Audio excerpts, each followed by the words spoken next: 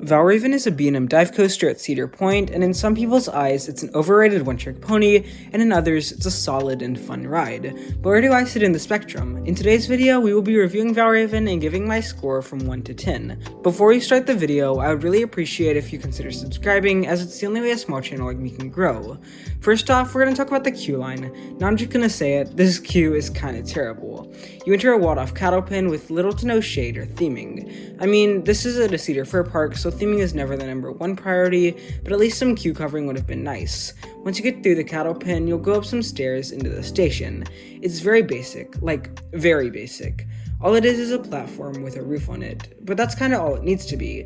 Like I said earlier, this ride is about thrills, not the theming. You get assigned a row and board the huge 10 across B&M dive trains. The restraints are bulky vest restraints, which unfortunately limit a good amount of the forces, but what can you do? Another thing about this ride is that the trains are floorless, but that aspect doesn't do much unless you're sitting on a wing seat. Once you get the all clear and out of here, you'll take a 180-degree left turn and climb up the 223-foot tall lift hill. Once you make it to the top, you have a 90-degree right turn, giving some of the best views in the park. To your left, you see the northern tip of the peninsula, and once you make the turn, you can see Lake Erie right in front of you. Next is the dive coaster's trademark element, the holding brake and drop.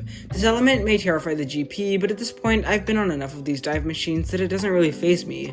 I mean, sure, the holding brake is a fun touch, and the drop gives some airtime, but it's nothing compared to the drops like the ones on Millennium Force or Iron Gwazi. The best way to describe it is it's like you're in one of those indoor skydiving machines and you're just floating. It doesn't give a strong burst of air, just a floaty sensation all the way down. The back row is where the air hits the hardest, but in my personal opinion, the front row is better for the view and the hold brake. You have a somewhat forceful pullout and then go into a huge Immelman. This element isn't whippy at all, but it's not designed for that. It's designed to make you feel like you're flying, and it does that perfectly. You also get some decent hang time at the top, but like I said earlier, the vest restraints kinda restrict this. After that, you go into an upward 180-degree turn into the mid-course.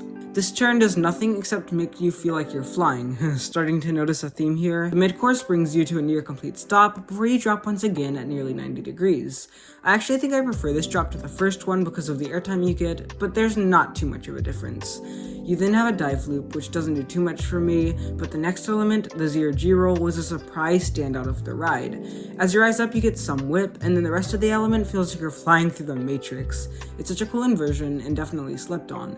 You then have a helix and some forceless bunny hills into the brakes. The whole experience, while short, packs a punch. You have 2 solid drops and 3 inversions in just a 47-second ride. That being said, as much as I like this ride, it's definitely nothing I wrote home about on my first visit to the park. But you also have to remember something. The park in question is Cedar Point. Here, Valravn is a middle-of-the-road coaster that's just kind of brushed past, but at most parks, it would be one of the standout attractions. I mean, it's over 200 feet tall. The whole layout flows nicely, and the experience is glossy smooth. My favorite seat on this coaster is the front row, left side, but no matter where you sit, you'll probably have a good time. Now, before we wrap this thing up, I have to say one thing. You may have realized that I called this coaster smooth and graceful during this review, and only mentioned its whip one time. This here is my problem with Valravn. I love whippy and intense rides, and Valravn, like most dive coasters, is not that. But besides that one thing, I think this coaster is a great addition to Cedar Point, even if it's not a standout. I think when you visit the park, you definitely need to check this coaster out, even if it's not #1 on your to-do list. So what do I give Valravn out of 10? I think it's a solid 8. It's a fun ride, and I'll always make sure to do it when I have the time.